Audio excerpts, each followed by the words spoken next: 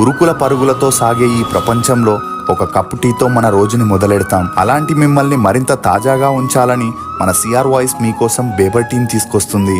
ఇందులో 5 ఫ్లేవర్స్ ఉన్నాయి. Comment section లో ఇచ్చిన వెబ్సైట్ లింక్ తో వెళ్ళి మీకు నచ్చిన ఫ్లేవర్ ని రుచి చూడండి. ఇప్పుడు 50 గ్రామ్స్, 100 గ్రామ్స్, 250 గ్రామ్స్ లో కూడా అవైలబుల్ గా ఉన్నాయి. నమస్తే ఫ్రెండ్స్, వెల్కమ్ టు సిఆర్ ముచ్చట్లు. ఫ్రెండ్స్, ఇండియాలో ఏ భాష అయినా బిగ్ బాస్ అంటే చాలు షో హిట్ అయిపోతుంది. హిందీలో మొదలైన ఈ రియాలిటీ షో ఆ తర్వాత తెలుగుతో పాటు తమిళ్, కన్నడ భాషల్లోకి కూడా వచ్చింది. అన్ని భాషల్లోనూ ఈ షోకి ఫ్యాన్స్ భారీగానే ఉన్నారు.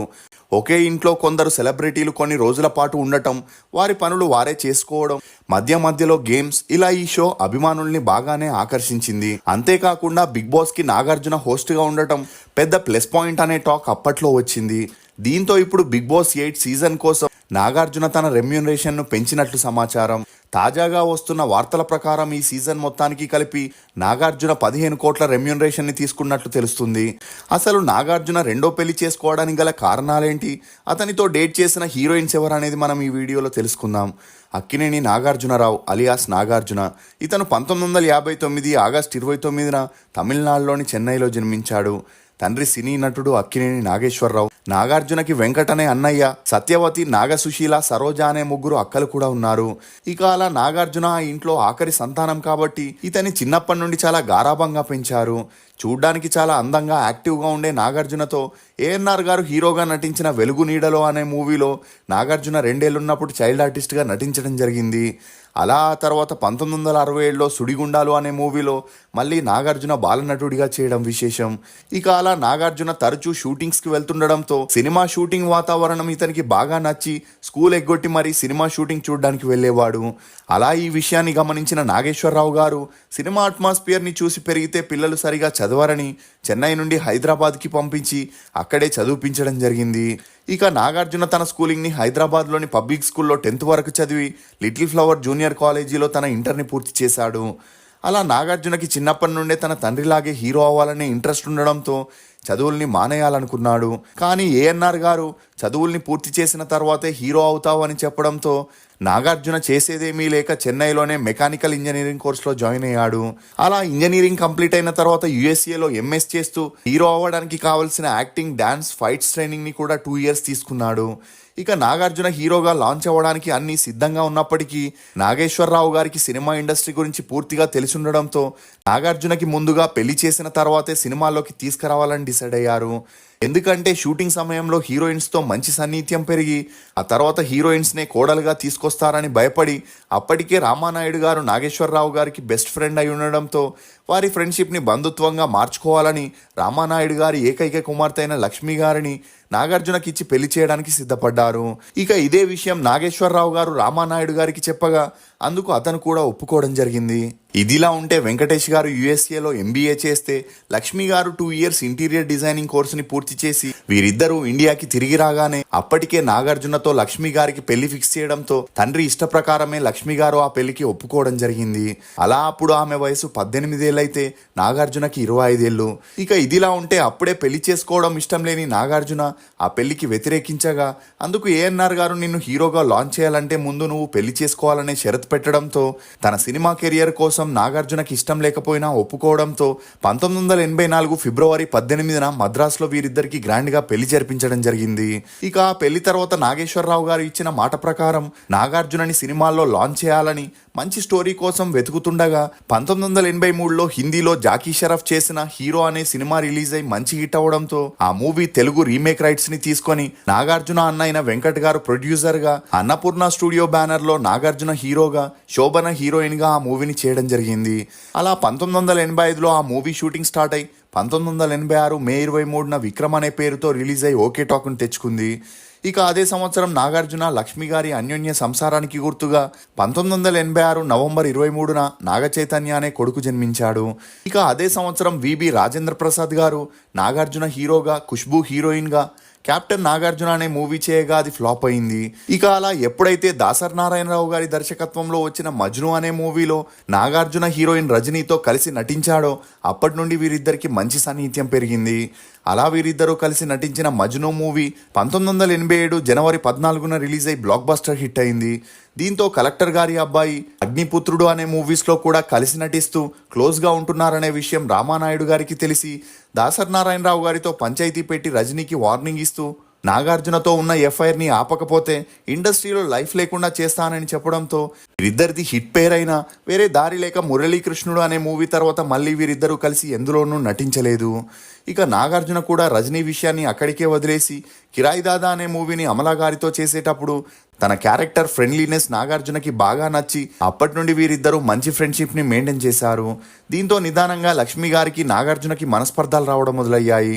ఇక అలా లక్ష్మి గారు చూసి చూడనట్లు వదిలేసినప్పటికీ ఎప్పుడైతే నాగార్జున అమలా గారితో కలిసి మళ్ళీ చిన్నబాబు అనే మూవీలో యాక్ట్ చేశాడో అప్పటి నుండి లక్ష్మి గారు ఇంట్లో పెద్దగా గొడవలు చేయడం మొదలెట్టారు.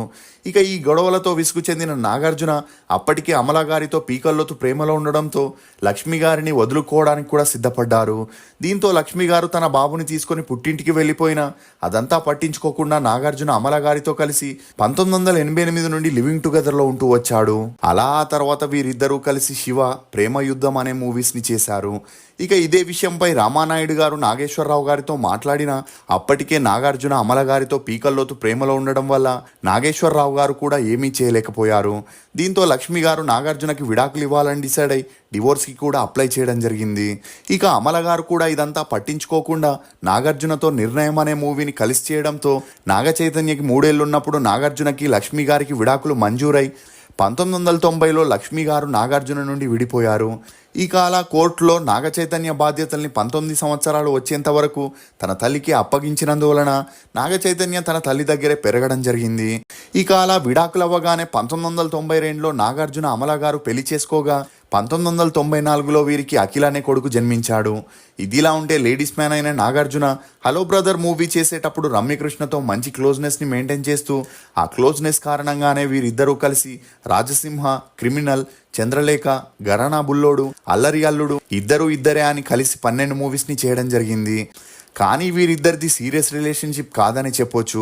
ఇక హీరోయిన్ ఆమనితో కూడా నాగార్జున పేరు గట్టిగా వినిపించగా సిసింద్రి మూవీ షూటింగ్ జరిగేటప్పుడు అమలా గారు ఆమనికి వార్నింగ్ ఇవ్వడంతో అప్పటి నుండి ఆమని నాగార్జునతో కలిసి మూవీస్ చేయడం మానేసిందనే చెప్పొచ్చు. ఇక అదే సమయంలో సిసింద్రి మూవీలో ఐటమ్ డాన్సర్గా చేసిన టబూతోనూ నాగార్జునకి మంచి పరిచయం ఏర్పడడంతో నాగార్జున ప్రొడ్యూసర్గా, హీరోగా, టబు హీరోయిన్గా నిన్నే పెళ్లాడుతానే మూవీని చేయడం జరిగింది.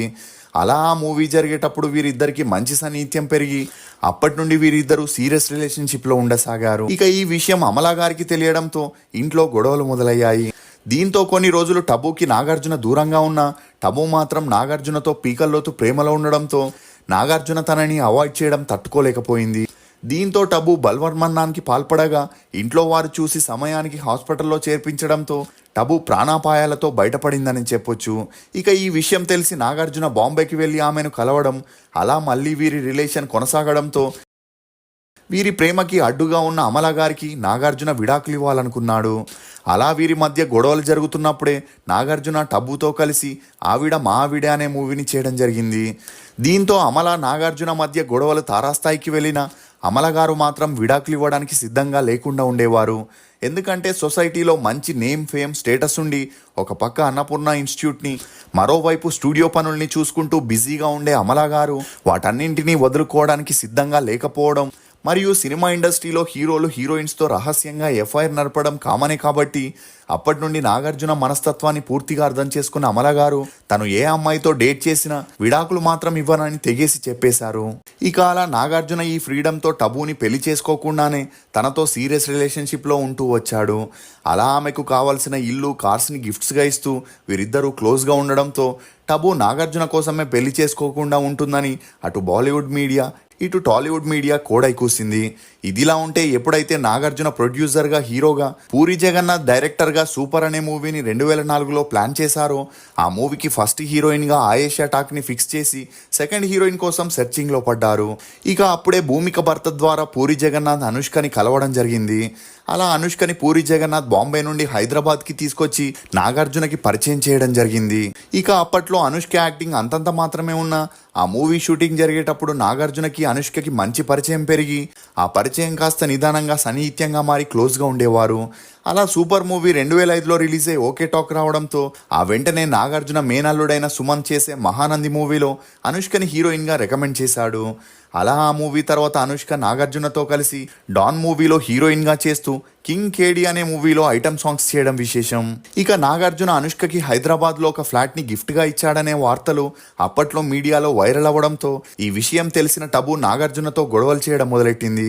అలా నాగార్జున మీదున్న కోపంతోనే తన ఎక్స్ బాయ్ ఫ్రెండ్ అయిన అజయ్ దేవగన్తో టబు ప్యాచప్ అయి అప్పటి నుండి వీరిద్దరూ కలిసి వరుసగా సినిమాలు చేస్తూ క్లోజ్గా ఉన్నారు. అంతేకాకుండా అనుష్కకి 43 ఏళ్ళైనా పెళ్లి చేసుకోకపోవడానికి గల కారణం నాగార్జుననే అనే టాక్ కూడా ఇండస్ట్రీలో ఉంది. ఇక అలా తన దారికి అడ్డుగా ఉన్న టబు కూడా సైడ్ అవ్వడంతో నాగార్జున అనుష్కతో క్లోజ్గా ఉంటూ వరుసగా సినిమాలు చేయడం మొదలెట్టాడు. అలా డమరుకం, పయనం, సోగ్గాడే చిన్ని నాయన, ఊపిరి, ఓం నమో వెంకటేశాయ అనే మూవీస్ని చేస్తూ మరోవైపు అనుష్క ఫ్యామిలీకి ఎలాంటి సహాయం కావాలన్నా దగ్గరుండి చేసేవాడు. అలా అనుష్క అన్న అయిన గుణరంజన్ శెట్టిని కన్నడ శాటిలైట్ ఛానల్ అయిన ప్రజా టీవీకి వన్ ఆఫ్ ద పార్ట్నర్గా చేయగా మరో అన్న అయిన సాయి రంజన్ని నాగార్జునకి సంబంధించిన రియల్ ఎస్టేట్లో పార్ట్నర్గా చేసుకోవడం విశేషం. ఇక ఇదిలా ఉంటే తనలాగే తన ఇద్దరు కొడుకుల్ని ఇండస్ట్రీలోకి తీసుకొచ్చి సక్సెస్ చేయాలని దిల్ రాజు బ్యానర్లో నాగ చైతన్యని 2009లో జోష్ మూవీతో గ్రాండ్గా లాంచ్ చేయగా ఆ మూవీ రిలీజ్ అయ్యి అంతలా ఆడకపోయినా ఆ వెంటనే వచ్చిన ఏం మాయ చేసావే అనే మూవీతో నాగ చైతన్య హీరోగా నిలబడడంతో అప్పటి నుండి ఇతనికి వరుసగా అవకాశాలు వెతుక్కుంటూ వచ్చాయి. ఇక నాగ చైతన్య లాగే అఖిల్ని కూడా సినిమాల్లో గ్రాండ్గా లాంచ్ చేయాలని యుఎస్ఏకి పంపి యాక్టింగ్, డాన్స్, ఫైటింగ్ ట్రైనింగ్లను ఇప్పించడం జరిగింది. అలా అప్పట్లో టాప్ డైరెక్టర్ అయిన వివి వినాయక్ డైరెక్షన్లో అఖిల్ హీరోగా అఖిల్ అనే మూవీని 50 కోట్ల బడ్జెట్తో ప్లాన్ చేయగా ఆ మూవీ 2015 నవంబర్ 11న రిలీజ్ అయి ఫ్లాప్ అయింది. అయినా కూడా నాగార్జున ఎలాగైనా అఖిల్ కెరియర్ని సక్సెస్ ట్రాక్లోకి తీసుకురావాలని mister Majnu, most eligible bachelor, agent అనే భారీ బడ్జెట్ మూవీస్ని చేయగా అవి రిలీజ్ అయి జనాల్ని అంతలా ఆకట్టుకోలేకపోయాయి. ఇదిలా ఉంటే 22 ఏళ్ల అఖిల్కి 26 ఏళ్ల శ్రేయాతో 2016లో ఎంగేజ్మెంట్ జరిపించగా కొన్ని అనివార్య కారణాల వల్ల ఆ పెళ్లి పీటల దాకా వెళ్లకుండా క్యాన్సిల్ అయింది. అలా ఆ తర్వాత నాగ చైతన్య సమంత రిలేషన్లో ఉన్నారని తెలుసుకొని అక్కినేని ఫ్యామిలీ 2017లో వీరిద్దరికి గ్రాండ్గా పెళ్లి చేయగా వీరి బంధం కూడా చాలా రోజులు నిలవలేదు. అలా వీరిద్దరూ 2021లో విడాకులు తీసుకొని విడిపోవడం జరిగింది. దీంతో నాగార్జున తన ఇద్దరు కొడుకుల ప్రొఫెషనల్ అండ్ పర్సనల్ లైఫ్ని ట్రాక్లోకి తీసుకురావాలని నాగ చైతన్యకి రెండో వివాహం చేసేందుకు 2024 ఆగస్టు 8న శోభితా ధూళిపాలతో ఎంగేజ్మెంట్ చేసి అందుకు సంబంధించిన పిక్స్ని కూడా సోషల్ మీడియాలో పోస్ట్ చేయడం జరిగింది. ఇది ఫ్రెండ్స్ నాగార్జునకి సంబంధించిన కొన్ని నమ్మలేని నిజాలు. ఈ వీడియో మీద మీ అభిప్రాయాన్ని కమెంట్ సెక్షన్లో తప్పకుండా తెలియజేయండి. మేము చేసిన ఈ వీడియో మీకు నచ్చినట్లయితే ఒక లైక్ ద్వారా మీ సపోర్ట్ని మాకు తెలియజేయండి. రుచికరమైన మరియు ఆరోగ్యకరమైన బేబర్ టీ కోసం బేబర్ వెబ్సైట్కి వెళ్ళి మీకు నచ్చిన ఫ్లేవర్ని ఆర్డర్ చేసుకుంటారని ఆశిస్తూ for more interesting videos please subscribe to CR Muchchatlu. Thank you.